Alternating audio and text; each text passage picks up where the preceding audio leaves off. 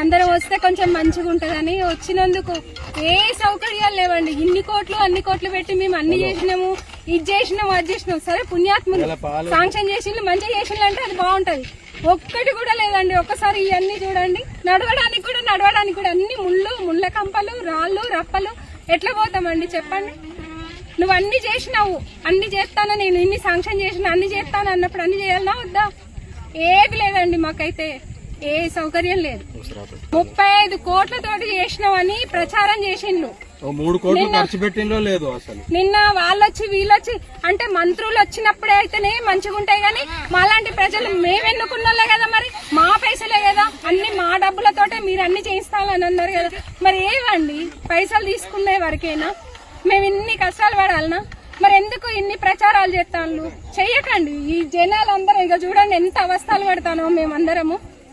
మా కోసం పోసుకోవడానిక మీరు ఇన్ని ప్రచారాలు చేసేది? మా డబ్బులు తీసుకొని మీరు బాగుపడడానిక అంటాము, చేసేస్తామా?